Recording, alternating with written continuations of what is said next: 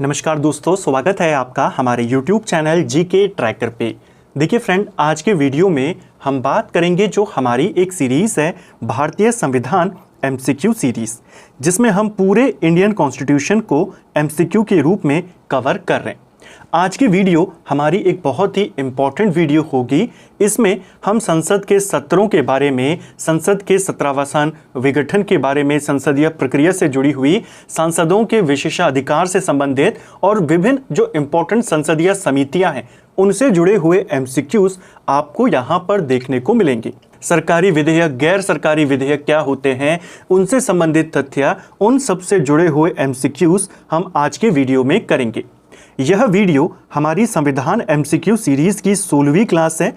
अगर आपने इससे पहले की क्लासेस को नहीं देखा है तो प्लेलिस्ट में आप उनको देख सकते हैं। तो चलिए दोस्तों, आज की वीडियो को स्टार्ट करते हैं।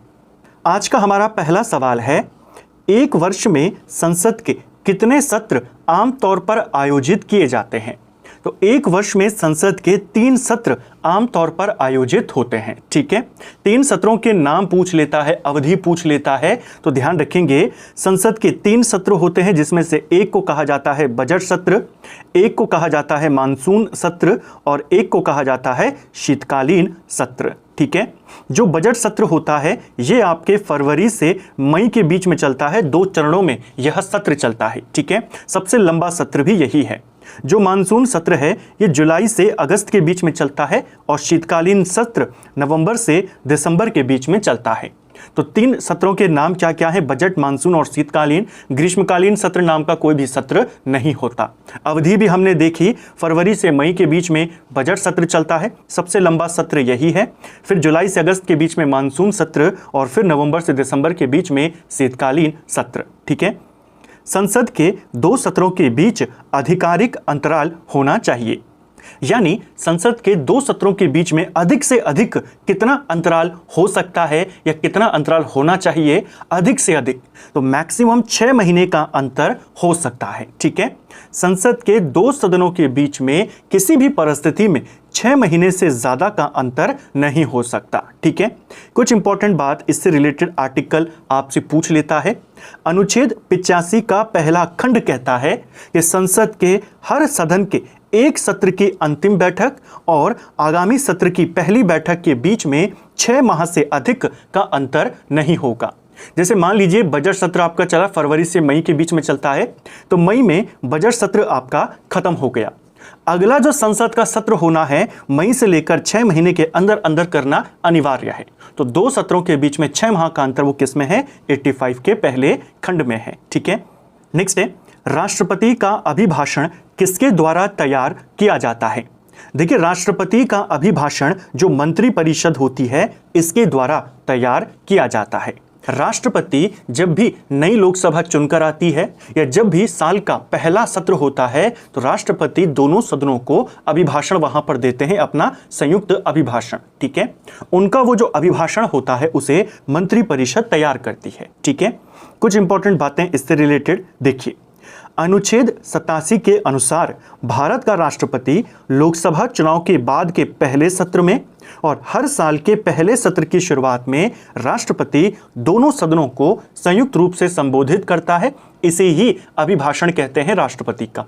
कब कब होता है? जब लोकसभा के चुनाव हो उसके बाद जब पहला सत्र हो, या फिर साल का पहला सत्र यानी जो बजट सत्र हमारा होता है। ठीक है, राष्ट्रपति का यह भाषण मंत्रिपरिषद के द्वारा तैयार किया जाता है। यह भाषण सरकार की नीतियों, उनके भावी कार्यक्रमों की चर्चा का प्रारूप होता है, यानी सरकार का परफॉर्मेंस क्या है, सरकार की नीतियां क्या हैं, आगे वो क्या करने जा रही है, वो सब शामिल होता है अभिभाषण में। कौन तैयार करता है? मंत्रिपरिषद।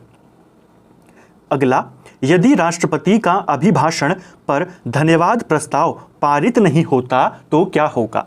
जब राष्ट्रपति का संबोधन यानी उनका अभिभाषण खत्म होता है तो फिर धन्यवाद प्रस्ताव सरकार लेकर आती है। अगर यह धन्यवाद प्रस्ताव पारित नहीं हो पाता है तो सरकार गिर जाती है, सरकार को त्यागपत्र देना होता है। ऑप्शन बी सही आंसर होगा, क्योंकि यह प्रस्ताव कौन लेकर आई है? सरकार लेकर आई है। भाषण जो तैयार किया था वो किसने किया था? मंत्रिपरिषद ने। तो अगर इसी को पारित नहीं कर पाएंगे, इसी को सपोर्ट वहां पर अगर नहीं मिलेगा यानी सरकार के पास समर्थन नहीं है, यानी सरकार जाएगी। ठीक है, राष्ट्रपति के अभिभाषण पर फिर दोनों सदनों में चर्चा होती है और फिर मतदान होता है। अभिभाषण के बाद धन्यवाद प्रस्ताव पारित किया जाता है। अगर यह पारित नहीं हो पाता तो सरकार गिर जाती है। स्थगन किसके द्वारा किया जाता है? देखिए, स्थगन यानी कि सत्र का स्थगन करना या बैठक का स्थगन करना, यह कौन करता है? यह लोकसभा का अध्यक्ष करता है। ऑप्शन बी सही आंसर होगा। 3 शब्द आपने ध्यान रखने हैं, एक होता है स्थगन करना, एक होता है सत्रावसान करना और एक होता है विघटन करना। ठीक है, स्थगन करना यानी कि संसद के सत्र को कल तक के लिए या कुछ घंटों के लिए या कुछ समय के लिए या अनिश्चित काल के लिए स्थगित कर देना, यह काम करता है लोकसभा का अध्यक्ष। ठीक है, सत्रावसान करना यानी कि सत्र की समाप्ति की घोषणा कर देना। समाप्ति की घोषणा राष्ट्रपति करता है, सत्र बुलाता भी राष्ट्रपति है और खत्म भी राष्ट्रपति करता है। विघटन यानी लोकसभा को ही समाप्त कर देना। ठीक है, तो ये दोनों काम राष्ट्रपति करता है, स्थगन का काम लोकसभा अध्यक्ष। कुछ इंपॉर्टेंट तथ्य, लोकसभा का अध्यक्ष स्थगन के द्वारा सदन को कुछ मिनटों के लिए, कुछ घंटों के लिए, कुछ दिनों के लिए या अनिश्चित काल के लिए निलंबित कर सकता है। ठीक है, जैसा आप देखते होंगे कि जब ज्यादा हंगामे होते हैं तो लोकसभा का अध्यक्ष सदन की कार्यवाही को टाल देता है। ठीक है, तो वही हो आपका स्थगन। सत्र बुलाना, सत्रावसान करना राष्ट्रपति करता है, सत्र स्थगित करना अध्यक्ष करता है। ठीक है, निम्न में से कौन लोकसभा के सत्र का सत्रावसान करने के लिए प्राधिकृत है? यानी सत्रावसान यानी सत्र को समाप्त करने की घोषणा, यह कौन करता है? राष्ट्रपति। ऑप्शन डी सही उत्तर होगा। सत्रावसान और स्थगन में क्या अंतर है?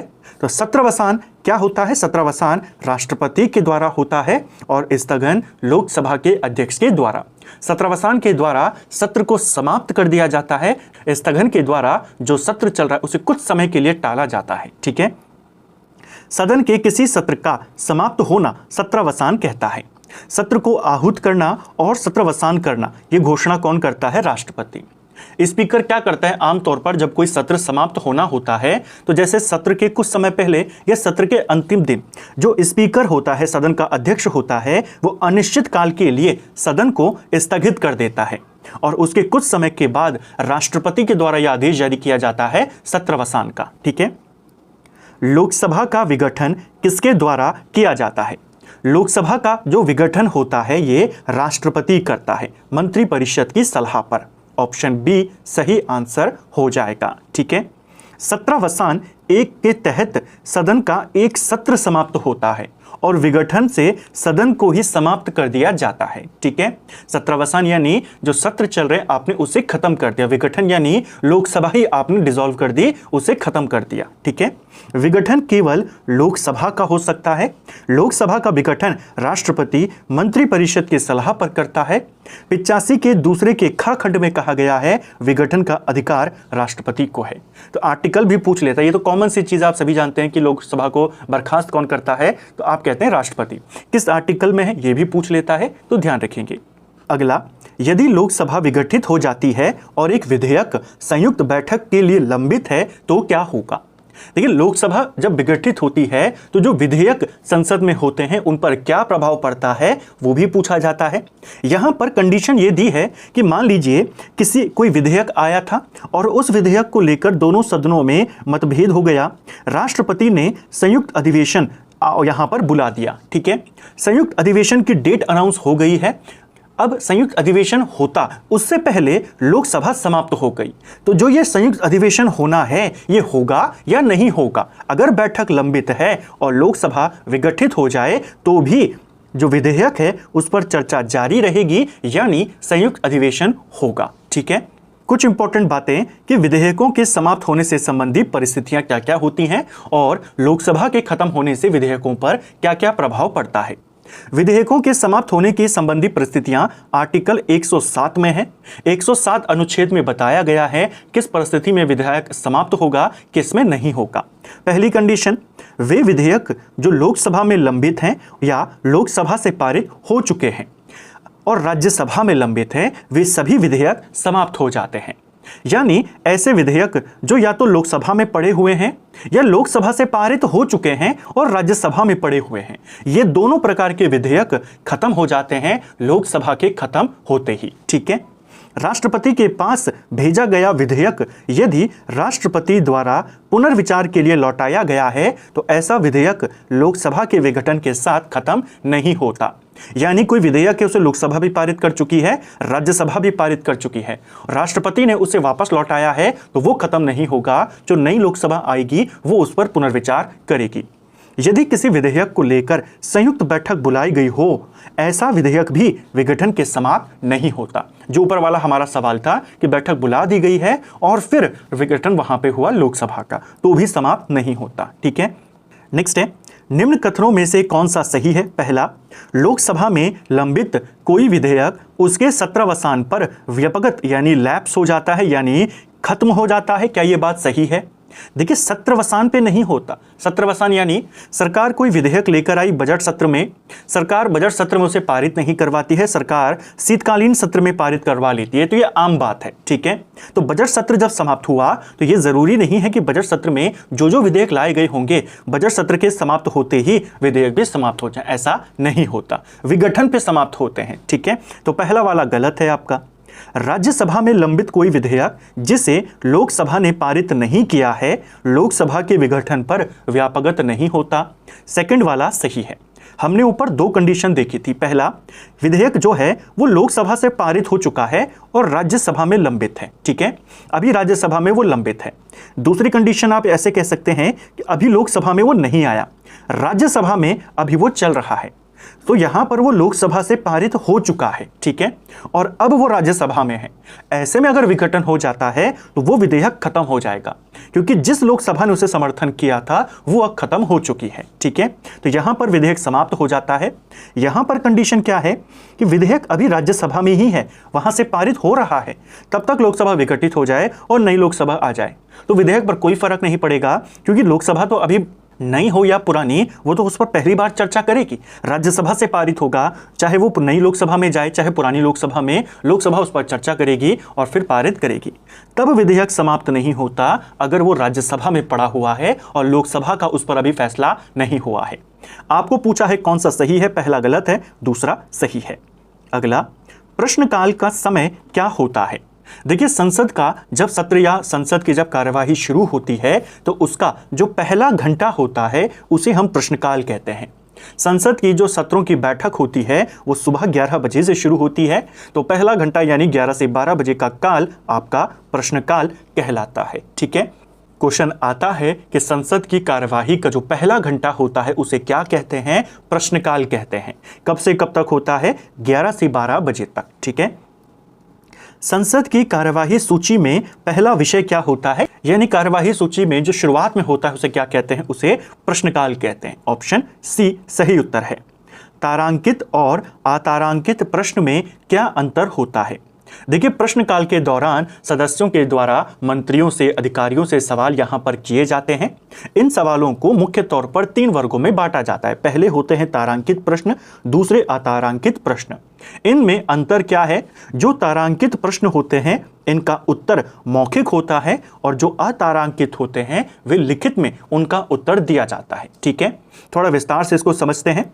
तारांकित प्रश्न ऐसे प्रश्न जिनका उत्तर मौखिक रूप से दिया जाता है, यानी तुरंत आपको जवाब देना होगा। इधर से विपक्ष ने सवाल उठाया, इधर से मंत्री उसका जवाब तुरंत मौखिक रूप से देगा। ठीक है, अब क्योंकि यह कार्यवाही तुरंत हो रही है तो जो सामने वाला सदस्य है जिसने सवाल पूछा था वो उसका अनुपूरक सवाल यानी उसका उसी सवाल से जुड़ा हुआ दूसरा सवाल वो पूछ सकता है, क्योंकि मौखिक उत्तर दिया जाना है तो तुरंत ये हो सकता है। तो इन प्रश्नों के अनुपूरक प्रश्न पूछे जा सकते हैं।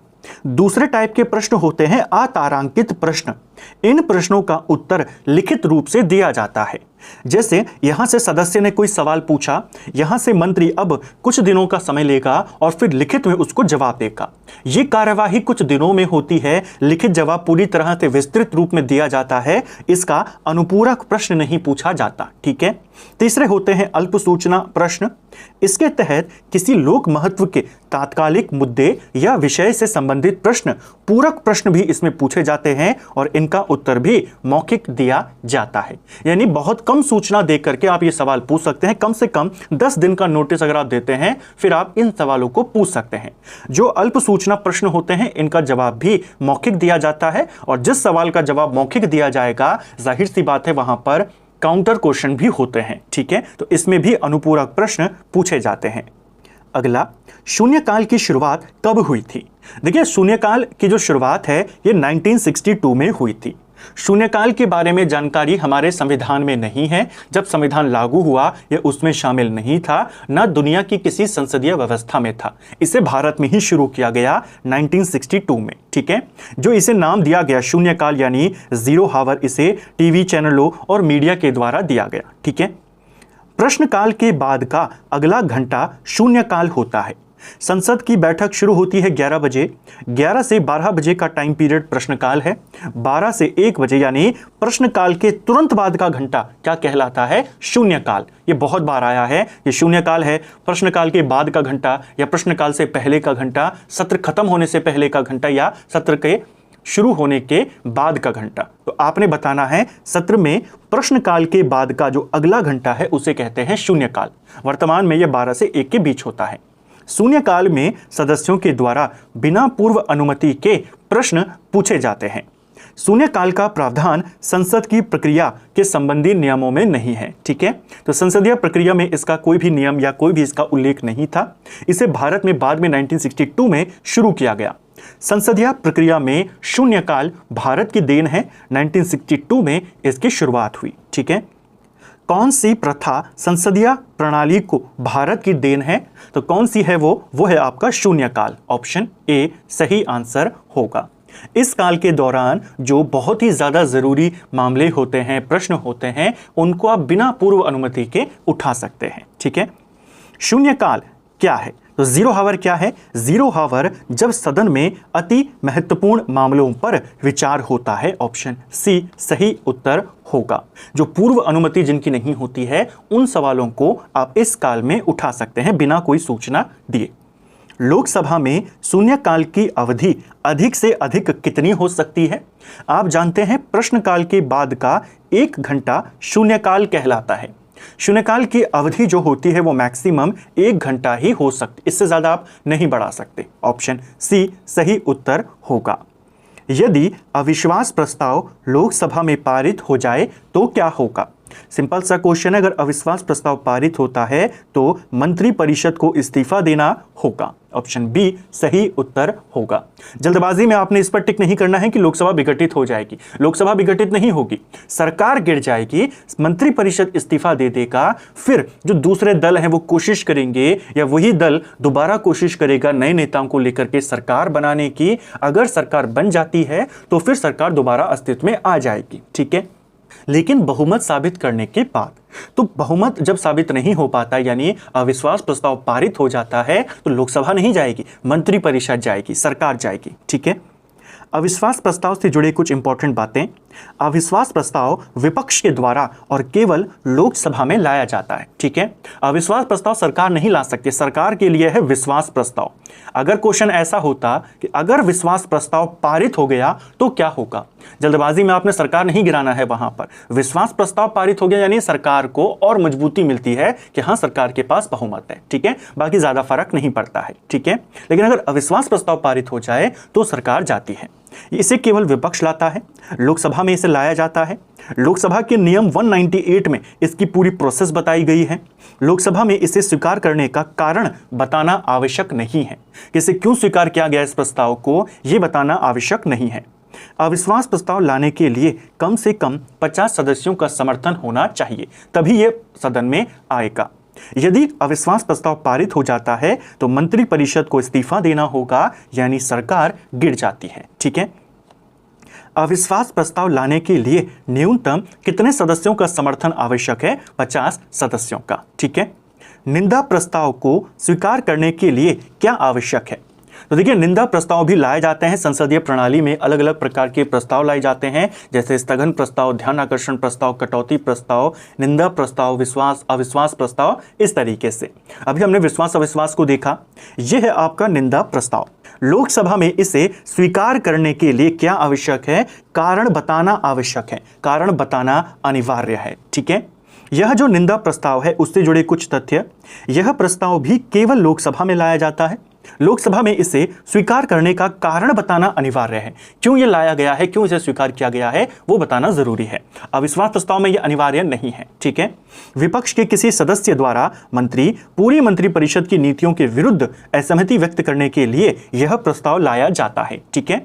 यदि यह पारित हो जाता है तो मंत्रिपरिषद के ऊपर बहुमत साबित करने का दबाव बढ़ जाता है। अगर विपक्ष के द्वारा लाया गया निंदा प्रस्ताव पारित हो जाए तो ऐसा मान लिया जाता है कि सरकार पर बहुमत उतना नहीं है और फिर उस पर दबाव होता है अपना बहुमत साबित करने का। ठीक है। अगला है स्थगन प्रस्ताव क्यों महत्वपूर्ण है। स्थगन प्रस्ताव क्या होता है। स्थगन प्रस्ताव वो होता है ऐसा प्रस्ताव जब सदन में लाया जाता है तो ताकि सदन की जो कार्यवाही उस समय चल रही है उसे रोक दिया जाए और बहुत ही इंपॉर्टेंट जो विषय है उस समय का तात्कालिक विषय उस पर चर्चा की जा सके। ठीक है।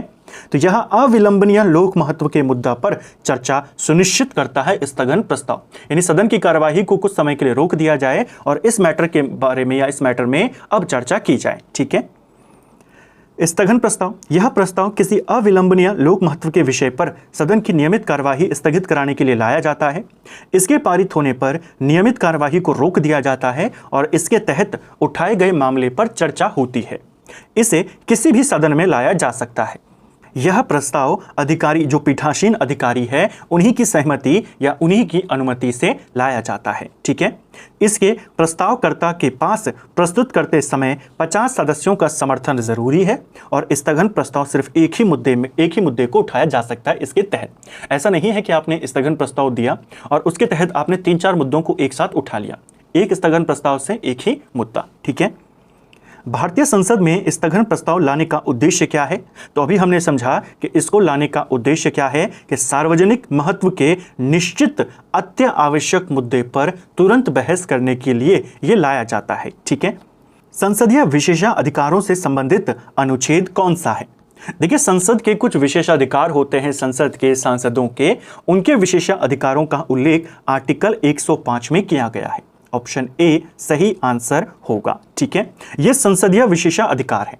जो राज्यों में विधानसभाएं होती हैं उनके भी कुछ विशेषाधिकार होते हैं, विधायकों के होते हैं, उनकी बात आर्टिकल 194 में करी गई है। ठीक है। निम्न में से कौन सा एक प्रावधान भारतीय संविधान के अंतर्गत संसद के सदस्यों के विशेषाधिकारों और उन्मुक्तियों को निर्धारित करता है। सिंपल सा क्वेश्चन कि संसदीय सदस्यों के या संसद के विशेषाधिकारों से संबंधित आर्टिकल 105। Option C. निम्न में से कौन संसद सदस्यों का सामूहिक विशेषाधिकार है। देखिए, संसदों के या संसदीय जो विशेषाधिकार होते हैं उनको 2 वर्गों में बांटा जाता है। एक होते हैं सामूहिक विशेषाधिकार और एक होते हैं व्यक्तिगत विशेषाधिकार। सामूहिक विशेषाधिकार यानी पूरी संसद के जो अधिकार हैं और सांसदों के जो अधिकार हैं वो व्यक्तिगत में आ जाते हैं। इनमें से कौन है जो सामूहिक विशेषाधिकार नहीं है। देखिए, पहला दिया है भारी व्यक्ति को सदन से बाहर निकालने का अधिकार। यह संसदीय विशेषाधिकार में आता है। सदन को, दोनों सदनों को यह अधिकार है कि वे किसी भी बाहरी व्यक्ति को सदन से बाहर निकाल सकते हैं, तो ये उनके विशेषाधिकार में है। यह सामूहिक विशेषाधिकार है। बहस और कार्यवाही के प्रकाशन को रोकने का प्रावधान, यह भी संसद के सामूहिक विशेष अधिकार में आता है कि संसद को यह अधिकार है कि वह अपनी कार्यवाही को प्रकाशित करना है या नहीं करना है, या किसे अधिकार देना है या उसके प्रकाशन को रोकना है, यह सब संसद डिसाइड करेगी। ठीक है। तो यह उसका सामूहिक अधिकार है।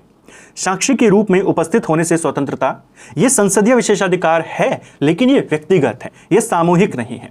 यह सांसदों के लिए है कि अगर सदन की कार्यवाही चल रही है तो उसके उस सांसद के व्यक्तिगत विशेषाधिकार है कि उसको गवाह के रूप में जाने से जब तक सदन चल रहा है उसको छूट मिल सकती है। ठीक है। तो साक्षी के रूप में उपस्थित होने से स्वतंत्रता यह व्यक्तिगत विशेषाधिकार है, ना कि सामूहिक। ठीक है। संविधान के किस अनुच्छेद के अंतर्गत न्यायालयों द्वारा संसद की कार्यवाहियों की जांच करना प्रतिबंधित है।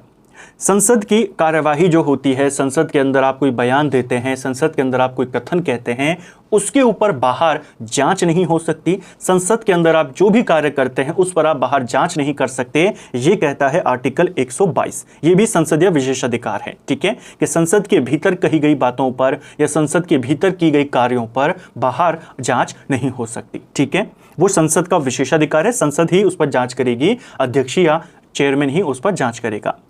यदि एक संसद सत्र से 40 दिन पहले गिरफ्तार किया जाता है, एक सांसद को सत्र शुरू होने से पहले 40 दिन पहले गिरफ्तार किया जाता है, तो क्या होगा?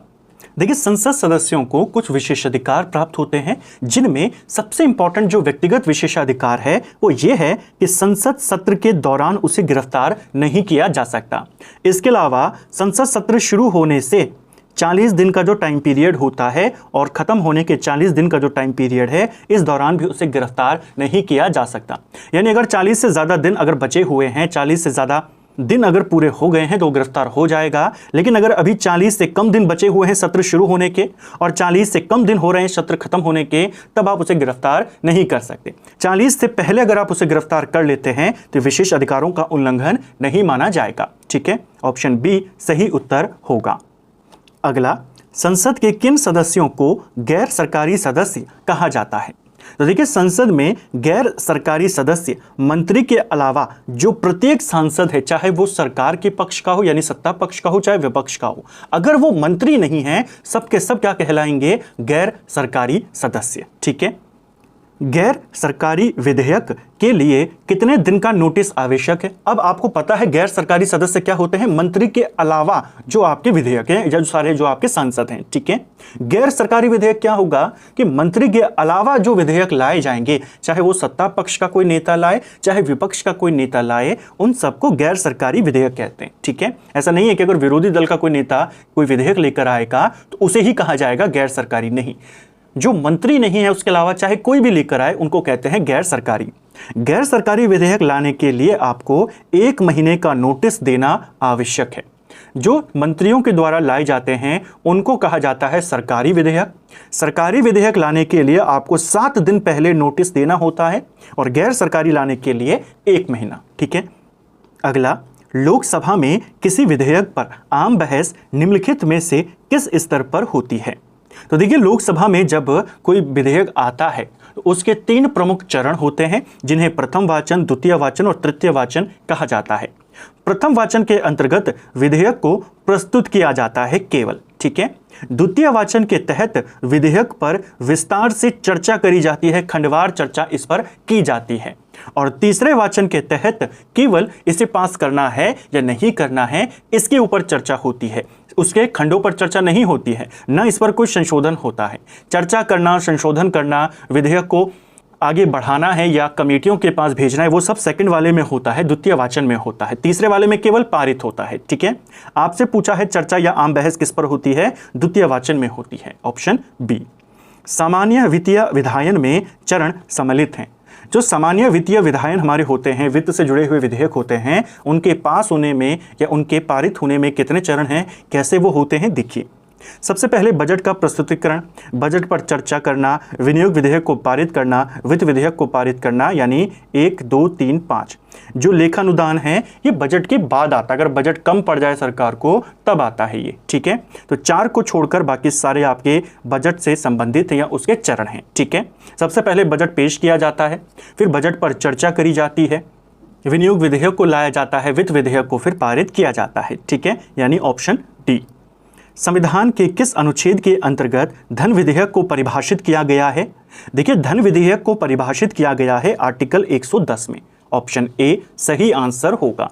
यानी धन विधेयक से संबंधित जो परिभाषा है, यानी धन विधेयक से संबंधित जो शर्तें हैं वो इसमें बताई गई हैं। ठीक है, धन विधेयक को सर्वप्रथम प्रस्तुत किया जाता है कहां पर? तो इसे सबसे पहले आप केवल लोकसभा में ही लाते हैं। ठीक है, धन विधेयक के मामले में राज्यसभा के पास शक्तियां काफी कम होती हैं, लोकसभा में ही ये लाया जाता है, लोकसभा ही इसको मुख्य तौर पर बनाती है, जो मंत्रिपरिषद होती है। राज्यसभा में केवल औपचारिकता के लिए इसे भेजा जाता है, 14 दिन का समय उनके पास होता है, अगर पारित कर दे तो ठीक है, नहीं करते हैं तो फिर इसे पारित मान लिया जाता है। ठीक है, नेक्स्ट है, कथन है धन विधेयक का निर्धारण लोकसभा का अध्यक्ष करता है। पहला कथन बिल्कुल सही है।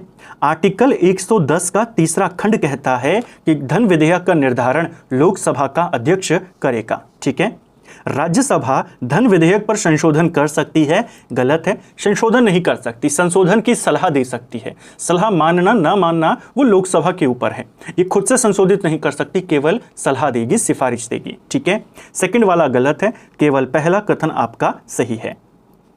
निम्नलिखित प्रस्तावों में से किसका संदर्भ संज्ञा बजट से है, यानी इनमें से कौन सा प्रस्ताव है जो बजट से रिलेटेड है। बजट से रिलेटेड है हमारा कटौती प्रस्ताव। ऑप्शन बी इसका सही आंसर हो जाएगा। ठीक है, देखिए जब बजट पेश होता है उसमें जो अनुदान मांगे होती हैं उनको कटौती के लिए, उनमें कमी के लिए यह प्रस्ताव लाया जाता है, कटौती प्रस्ताव। समापन प्रस्ताव को कटौती प्रस्ताव क्यों कहते हैं? जब पूरी चर्चाएं हो जाती हैं बजट के ऊपर या किसी भी प्रस्ताव के ऊपर, तब यह प्रस्ताव लाया जाता है, कटौती प्रस्ताव। इसका मतलब यह है कि अब हमने पूरी चर्चा कर ली है, इतना इतना आप इसमें कमी कर लीजिए, और इसके बाद प्रस्ताव पर बहस नहीं होती है, समाप्त कर लिया जाता है, तुरंत उसके बाद फिर मतदान हो जाता है। इसीलिए क्योंकि कटौती प्रस्ताव के बाद फैसला होता है कि क्या विपक्ष जो कह रहा है कटौती के लिए वो करना है नहीं करना है, जो उसके सुधार हैं, जो सिफारिशें उनको सलाह लेना है नहीं लेना है, उन पर डायरेक्ट मतदान होता है और फिर विधेयक पे मतदान होता है किसे पारित करना है नहीं करना है। तो कटौती प्रस्ताव के बाद डायरेक्ट मतदान होता है, यहाँ पर फिर बहस नहीं होती, इसीलिए इसे समापन प्रस्ताव भी कहते हैं। तो यह चर्चा को समाप्त करता है और मतदान करता है, ऑप्शन ए। ठीक है, राज्यसभा द्वारा लोकसभा को धन विधेयक कितने समय में लौटा देना चाहिए?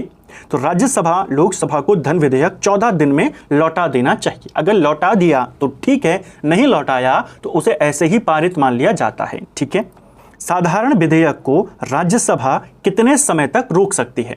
धन विधेयक को तो राज्यसभा 14 दिनों तक रोक सकती है, लेकिन जो साधारण विधेयक होते हैं इनको राज्यसभा केवल 6 महीने तक रोक सकती है। ऑप्शन सी सही उत्तर होगा। ठीक है, अगला देखिए साधारण विधेयकों में कौन कौन शामिल होते हैं ये भी पूछ लेता है। धन विधेयक को छोड़कर, संविधान संशोधन को छोड़कर या वित्त से जुड़े हुए विधेयकों को छोड़कर जितने विधेयक होते हैं वो सारे साधारण विधेयक कहलाते हैं या सामान्य विधेयक। ठीक है, यदि एक विधेयक पर दोनों सदनों में गतिरोध हो तो क्या होगा? अगर एक विधेयक पर दोनों सदनों में गतिरोध हो या फिर एक विधेयक दूसरे सदन में 6 महीने से ज्यादा से अटका हो तो क्या होगा? राष्ट्रपति संयुक्त अधिवेशन बुलाएगा। ऑप्शन बी सही आंसर होगा। संसद के दोनों सदनों का संयुक्त अधिवेशन आयोजित होता है। कब आयोजित होता है, क्यों होता है? देखिए, राष्ट्रपति के निर्वाचन के लिए गलत है, उपराष्ट्रपति के निर्वाचन के लिए गलत है, संविधान में संशोधन से संबंधित विधेयक पर यह भी गलत है। जो संयुक्त अधिवेशन होता है वो केवल साधारण विधेयक यानी धन, वित्त और संशोधन से जुड़े हुए विधेयकों के अलावा, तो संशोधन से भी संबंधित नहीं है, एक ऐसे विधेयक पर विचार करने और उसे पारित करने के लिए जिस पर दोनों सदनों में मतभेद हो, यानी कि केवल 4 सही आंसर होगा। Option D. नेक्स्ट है, भारतीय संसद के दोनों सदनों की संयुक्त बैठक किस संबंध में होती है? तो दोनों सदनों की संयुक्त बैठक किस विधेयक के बारे में होती है? मैंने आपको कहा संशोधन, वित्त और धन विधेयक को छोड़ करके जितने विधेयक उनको क्या कहते हैं? साधारण विधेयक या सामान्य विधेयक। इन पर चर्चा के लिए होती है संयुक्त अधिवेशन। ठीक है, साधारण विधेयक से संबंधित गतिरोध को दूर करने के संसद के दोनों सदनों की संयुक्त बैठक कौन बुलाता है? बैठक बुलाता कौन है? बैठक बुलाता है राष्ट्रपति। आर्टिकल 108 में संसद के संयुक्त सत्र की बात, संयुक्त बैठक की बात कही गई है। संयुक्त अधिवेशन की अध्यक्षता लोकसभा का अध्यक्ष करता है। ये बात 118 के चौथे खंड में कही गई है। ठीक है, लोकसभा व राज्यसभा की संयुक्त बैठक कब होती है? तो कब होती है ये बैठक? जब लोकसभा और राज्यसभा में मतभेद हो जाए। Option b. स्वतंत्र भारत के संसदीय इतिहास में अभी तक कितनी बार संयुक्त बैठक अधिवेशन में ली गई है, यानी संयुक्त अधिवेशन बुलाया गया है? अभी तक केवल 3 बार संयुक्त अधिवेशन बुलाया गया है। पहली बार दहेज निरोधक विधेयक आया था 1959 में। इस विधेयक के ऊपर 1961 में संयुक्त अधिवेशन बुलाया गया। दूसरा था बैंकिंग सेवा आयोग से संबंधित विधेयक जो 1977 में आया था, उसके ऊपर 1978 में दूसरी बार संयुक्त अधिवेशन बुलाया गया। और तीसरा था आतंकवाद निरोधक विधेयक जो 2002 में आया था, उसके लिए 2002 में संयुक्त अधिवेशन बुलाया गया। तो 3 बार हुई है, 61 में, 78 में और 2002 में। ठीक है, भारतीय संसद के दोनों सदनों की पहली संयुक्त बैठक किस वजह से हुई थी? यह हुई थी दहेज उन्मूलन विधेयक के संबंध में 1961 में। विधेयक आया कब था? 59 में आया था। संयुक्त अधिवेशन इस पर 61 में हुआ। ठीक है, संसद के संयुक्त अधिवेशन में विधेयक पारित होता है। देखिए, संसद का जब संयुक्त अधिवेशन बुला दिया जाता है तो फिर उस सदन में या उस संयुक्त अधिवेशन में दोनों सदनों के जितने सदस्य वहां पर उपस्थित हैं और मतदाता सदस्यों के सामान्य बहुमत से उसे पारित किया जाता। यानी संयुक्त अधिवेशन में नॉर्मल मेजॉरिटी से, साधारण बहुमत से आप पारित कर देंगे, वह विधेयक दोनों सदनों से पारित मान लिया जाता है। ठीक है, तो 2/3 की आवश्यकता नहीं होती है, उपस्थित और मतदाता देने वाले सदस्यों के साधारण बहुमत से पारित। ठीक है, संविधान संशोधन प्रस्ताव के संबंध में दोनों सदनों में मतभेद होने की स्थिति में क्या होगा। अब देखिए, यहां पर सदन में मतभेद है, किस विषय में है? संविधान संशोधन। संविधान संशोधन है तो संयुक्त अधिवेशन तो होगा नहीं, राज्यसभा की इच्छा अनुसार होगा नहीं, लोकसभा की इच्छा अनुसार होगा नहीं, प्रस्ताव गिर जाएगा, वो पारित ही नहीं होगा। ऐसा नहीं करना है आपने जल्दबाजी में कि जहां पर मतभेद देखा संयुक्त अधिवेशन बुला दिया। धन, वित्त और संशोधन इनके लिए नहीं बुला सकते। ये अगर एक संसद से पारित हो जाए, एक सदन से पारित हो जाए, दूसरे में अटक जाए तो प्रस्ताव गिर जाएगा, वो पारित नहीं होगा। ठीक है, संविधान संशोधन की प्रक्रिया किस देश के संविधान से ली गई है?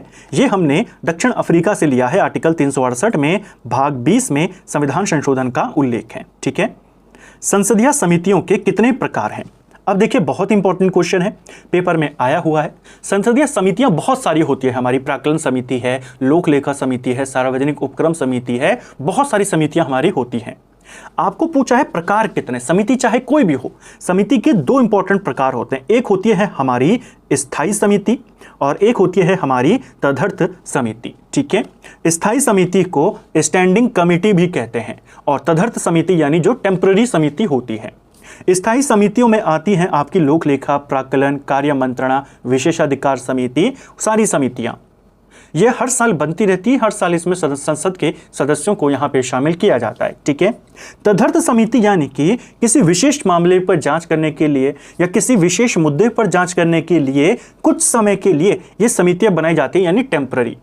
जैसे मान लीजिए कोई घोटाला चर्चे में आया, सरकार के द्वारा एक समिति बना दी गई, संसदीय समिति, जब उस घोटाले की पूरी जांच कर ली जाएगी, समिति का अस्तित्व खत्म हो जाएगा। ठीक है, तो 2 ही प्रकार की समितियां होती हैं, या तो परमानेंट होगी या टेम्पररी होगी, तो ये हो जाएगा ऑप्शन बी। उसके बाद इसके वर्गीकरण में आती हैं सारी जो प्राक्कलन है, ये सब क्या है? ये परमानेंट समितियां हैं। ठीक है, लोक लेखा समिति की स्थापना पहली बार कब हुई थी? देखिए, जो लोक लेखा समिति होती है यह 1921 में पहली बार बनी थी। ऑप्शन बी सही आंसर होगा। कुछ इंपॉर्टेंट बातें इससे जुड़ी हुई, यह सबसे पुरानी वित्तीय समिति है, वित्तीय मामलों से जुड़ी हुई समिति, लोक लेखा समिति हमारी सबसे पुरानी समिति है। ठीक है, इसका गठन पहली बार 1921 में किया गया था, भारत सरकार अधिनियम 1919 के तहत। इसमें टोटल 22 सदस्य होते हैं, जिसमें से 15 सदस्य लोकसभा से और 7 राज्यसभा से आते हैं। यहां पर 15 करना। ठीक है, कार्यकाल क्या होता है? जितनी भी स्थायी समितियां हैं इन सबका कार्यकाल 1-1 वर्ष का होता है। अगले वर्ष दोबारा नए सदस्यों के साथ संसद समिति बनती है। ठीक है, तो परमानेंट है तो ऐसा नहीं है कि चलती रहेंगी निरंतर, निरंतर चलती हैं। अध्यक्ष अलग बनते हैं, सदस्य अलग बनते हैं। ठीक है, तो इनका कार्यकाल 1 वर्ष का होता है। कार्य क्या है समिति का? सरकार के वार्षिक लेखों की जांच करना और नियंत्रक एवं महालेखा परीक्षक की रिपोर्ट पर विचार करना, यानी जो सीएजी होते हैं उसकी रिपोर्ट पर सरकार के वार्षिक लेखों की जांच करने का काम लोक लेखा समिति करती है। इस समिति में मंत्री परिषद का कोई भी सदस्य शामिल नहीं होता। यह पॉइंट कथन वाले क्वेश्चन में बहुत बार आया है कि संसद की जो लोक लेखा समिति इसके बारे में बताइए, इसमें कोई मंत्रिमंडल का सदस्य नहीं होता। यह बिल्कुल आपका सही है, मंत्रिमंडल ही रही, मंत्री परिषद यानी जो पूरे वो 70-80 मंत्री होते हैं उनमें से कोई भी इसमें शामिल नहीं होता। समिति के अध्यक्ष का चुनाव लोकसभा का अध्यक्ष करता है। ठीक है, जितनी भी संसदीय समिति बनती है सबके अध्यक्ष को लोकसभा चेयरमैन चुनते हैं। परंपरा के अनुसार इसका अध्यक्ष विपक्षी दल का कोई सदस्य होता है। कौन सी समिति का अध्यक्ष विपक्षी दल का कोई नेता होता है? वो है लोक लेखा समिति। ठीक है, इस समिति को प्राक्कलन समिति की जुड़वा बहन भी कहते हैं। ठीक है, लोक लेखा समिति के अध्यक्ष को चुना जाता है तो इसे विपक्ष से चुना जाता है। ठीक है, ऑप्शन बी। अगला, लोक लेखा समिति अपनी रिपोर्ट किसे प्रस्तुत करती है? तो लोकसभा के अध्यक्ष को। ठीक है, संसद की लोक लेखा समिति का प्रमुख कार्य क्या है? तो शासन के वित्तीय लेखा और विनियमन तथा कंट्रोलर एंड ऑडिटर जनरल यानी सीएजी की रिपोर्ट की परीक्षण करना, जांच करना। भारतीय संसद की लोक लेखा समिति के अध्यक्ष कौन मनोनीत करता है? ये करता है लोकसभा का अध्यक्ष। ठीक है, निम्नलिखित में से कौन सी एक सबसे बड़ी संसदीय समिति है? सबसे बड़ी संसदीय समिति है हमारी प्राक्कलन समिति। प्राक्कलन समिति में टोटल 30 मेंबर होते हैं और ये सभी समितियों में सबसे बड़ी समिति है। ठीक है, प्राक्कलन समिति में कुल कितने सदस्य होते हैं? इसमें 30 सदस्य होते हैं। ठीक है, कुछ इंपॉर्टेंट तथ्य इससे रिलेटेड। जो प्राक्कलन समिति थी ये 1950 में बनी थी। किसकी सिफारिश पर इसे बनाया गया? जॉन मथाई की सिफारिशों पर। इसमें कुल सदस्य 30 होते हैं, सभी के सभी लोकसभा से होते हैं। ध्यान रखना, जो हमारी लोक लेखा समिति है उसमें 22 सदस्य हैं टोटल, 15 लोकसभा से, 7 राज्यसभा से। लेकिन जो प्राक्कलन समिति है इसमें 30 हैं, 30 के 30 लोकसभा से होते हैं। ठीक है, यह सबसे बड़ी संसदीय समिति होती है। अध्यक्ष की नियुक्ति लोकसभा का अध्यक्ष करता है। इसका अध्यक्ष सत्ताधारी दल का ही कोई नेता होता है। इसका प्रमुख कार्य क्या है? वार्षिक अनुदानों की जांच करना, अतिरिक्त तथा पूरक अनुदानों पर चर्चा करना। इसे स्थायी मितव्ययता समिति भी कहते हैं। तो किस समिति को स्थायी मितव्ययता समिति के नाम से जाना जाता है? प्राक्कलन समिति, संसद की सबसे बड़ी समिति। प्राक्कलन समिति के संसद, जो प्राक्कलन समिति है संसद के किस सदन के सदस्यों से गठित होती है? तो प्राक्कलन समिति में 30 सदस्य होते हैं जो सब के सब लोकसभा से होते हैं। तो प्राक्कलन समिति लोकसभा के सदस्यों से चुनी जाती है। अगला, प्राक्कलन समिति को स्थायी मितव्ययता समिति कहते हैं। सही है। लोक लेखा समिति में मंत्रिपरिषद का कोई सदस्य नहीं होता, यह भी सही है। दोनों कथन सही है। कार्य मंत्रणा समिति में लोकसभा के कितने सदस्य होते हैं? जो कार्य मंत्रणा समिति होती है, बिजनेस एडवाइजरी कमेटी होती है हमारी, इसके अंदर टोटल जो लोकसभा की होती है उसमें 15 होते हैं, और यही कार्य मंत्रणा समिति जो राज्यसभा की होती है उसमें 11 सदस्य होते हैं। ठीक है, तो लोकसभा वाली कार्य मंत्रणा समिति में 15 और राज्यसभा वाली में 11। इस समिति का जो मुख्य कार्य होता है सदन की कार्यवाही, समय तालिका को सही से डिसाइड करना। ठीक है, यह समिति दोनों सदनों में अलग अलग होती है। जैसे हमने देखा, लोकसभा की समिति में 15, राज्यसभा की समिति में 11 होते हैं। मुख्य कार्य क्या है? सदन की कार्यवाही, समय तालिका यानी टाइम टेबल को बनाना।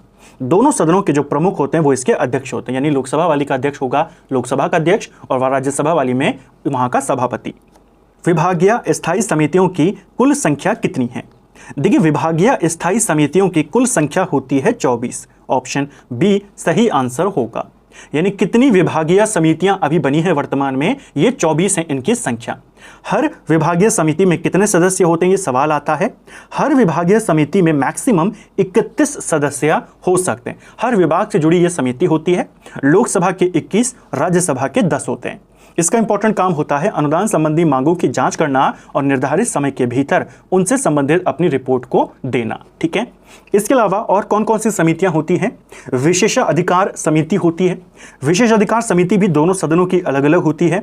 लोकसभा वाली समिति में 15 सदस्य विशेषाधिकार समिति में शामिल होते हैं, राज्यसभा वाली में 10 होते हैं। ठीक है, इसके अलावा अनुसूचित जातियों जनजातियों के कल्याण से संबंधित भी समिति होती है, जिसमें टोटल 30 मेंबर होते हैं, 20 लोकसभा से, 10 राज्यसभा से होते हैं। सार्वजनिक उपक्रम समिति, जिसे हम लोक उपक्रम समिति कहते हैं, वो भी होती है संसद में। इसको पहली बार 1964 में बनाया गया था। किस समिति के सुझाव पर? तो कृष्ण मेनन समिति के सुझाव पर बनी थी लोक उपक्रम समिति। ठीक है, इसका प्रमुख कार्य क्या होता है? जो हमारे लोक उपक्रम होते हैं, जैसे हमारे PSUs होते हैं, LIC हो गया, या अलग अलग जो सरकारी कंपनियां हैं, उनके लेखों की जांच करना। ठीक है, इसके अंदर ये जो लोक उपक्रम समिति है इसमें 22 सदस्य होते हैं, 15 लोकसभा से, 7 आपके राज्यसभा से। ठीक है, तो ये कुछ इंपॉर्टेंट समितियां संसद की, इनको भी आपने ध्यान रखना है। तो फ्रेंड्स, ये था हमारा आज का वीडियो, जिसमें हमने भारत के संसदीय कार्य प्रणाली की यहाँ पर MCQs को डिटेल में कवर किया। इस वीडियो में हमने संसद के सत्रों के बारे में बात करी, कार्यवाही के बारे में बात करी, विधेयकों के बारे में जाना, संसद की समितियों के बारे में जाना। उम्मीद करता हूं आपको आज का वीडियो पसंद आया होगा। अगर आपको ये वीडियो पसंद आई है तो वीडियो को लाइक करें, चैनल पर नए हैं चैनल को सब्सक्राइब करें, अपने दोस्तों के साथ शेयर करें। वीडियो आपको कैसा लगा कमेंट बॉक्स में हमें ज़रूर बताएं। Thank you friends.